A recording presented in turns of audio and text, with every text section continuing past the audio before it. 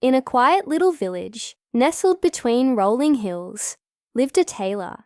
He wasn't rich, not by any means, but he was kind, and his hands held a special kind of magic.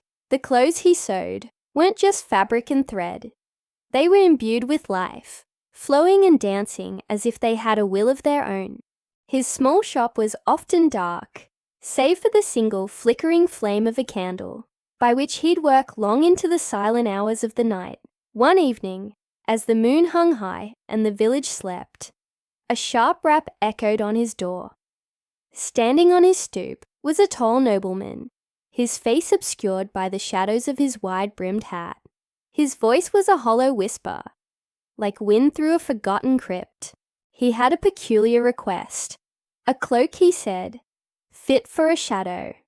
As payment, he offered a single silver coin. When the tailor took it, a chill shot up his arm. The coin was as cold as ice. Despite a deep sense of unease that settled in his gut, the tailor couldn't afford to refuse the work. He took the coin and agreed.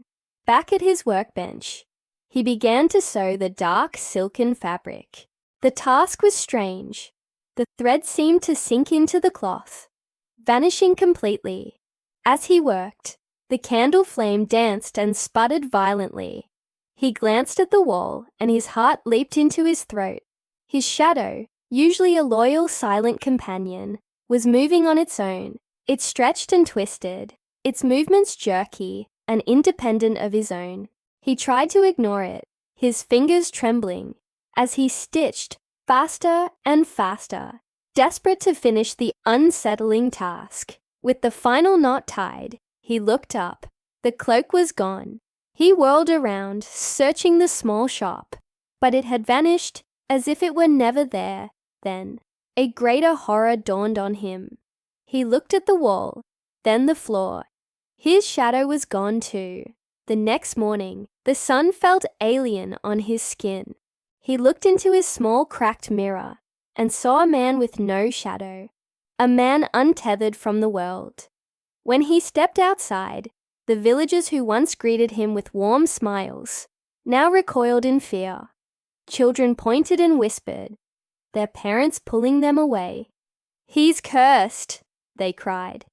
"He has no shadow." The tailor's shop, once a place of quiet artistry, became a place of dread. His customers vanished, and his livelihood crumbled. Meanwhile, a new figure appeared in the village, a wealthy, charismatic stranger dressed in the finest dark silks, who moved with an unnatural grace. He dazzled the townsfolk with lavish gifts and tales of far-off lands, his riches seemingly endless. The tailor watched from his lonely window, his heart sinking with a terrible realization. This stranger, this confident, celebrated man, was his shadow. It was living the grand life he never had, using the very skills he possessed to conjure false wealth and manipulate the hearts of his neighbors.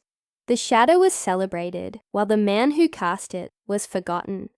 Soon, the tailor was destitute, a ghost in his own village. The fear and isolation gnawed at him, leaving him frail and hopeless. As his spirit waned, an old beggar woman, whose eyes held an ancient wisdom, found him huddled in an alley. She looked at him not with fear, but with pity. "A soul without its shadow will fade before the next full moon," she rasped, her voice like rustling leaves. "Your time is short." The tailor's eyes filled with despair. "Is there nothing I can do?" he pleaded. The old woman nodded slowly. "Only golden thread spun from pure honesty can stitch a shadow back to its master." With this sliver of hope, a new purpose ignited within the tailor. He had nothing left to give but his skill and his time. He spent his final days wandering the village, not as a spectre of fear, but as a helping hand. He mended a child's torn coat for free, patched a farmer's worn-out trousers, and stitched a wedding veil for a poor bride, asking for nothing in return. With each act of selfless kindness, a tear would roll down his cheek, and as it fell, it would crystallize, transforming into a single, shimmering strand of golden thread.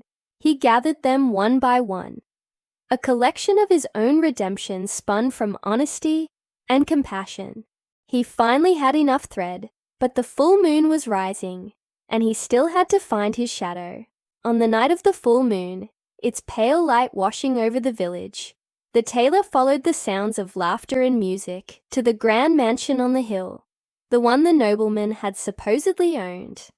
There, in the grand ballroom, was his shadow, the center of attention, dancing and celebrating its stolen life. The tailor, frail but determined, stepped into the light. The shadow turned, and a cruel, mocking laugh filled the hall. "Look who it is!" it sneered. "The little man who made me. I don't need you anymore." The tailor didn't answer with words. He raised his hands and flung the bundle of golden thread. It unspooled in the air, a net of pure light, and wrapped around the shadow. A desperate struggle began. It was a battle not of strength, but of will. The tailor sewing light into darkness, binding the runaway soul with the threads of his own good deeds. As they wrestled, the first rays of dawn pierced through the ballroom windows. The light struck the entangled pair, and a brilliant flash consumed them both. The tailor and his shadow merged into one. For a fleeting moment, the tailor's heart glowed with a warm, golden light, and then he was gone. Where he had stood, a single object gently floated to the floor. A magnificent cloak, woven from midnight shadow and shimmering golden thread. The next day, the villagers found the beautiful cloak hanging in the tailor's abandoned shop. The mansion on the hill was empty. The shadow's riches turned to dust. The cloak became a local legend. It was said that anyone who wore it would feel the true weight of their own soul, the lightness of their kindness, and the heaviness of their selfishness. The tailor was never seen again, but he was never forgotten. The villagers no longer spoke of the cursed man, but of a local hero, forever known as the man who sewed his soul back. The story serves as a powerful reminder. A person who loses their connection to their own truth, their own integrity, their shadow, is lost.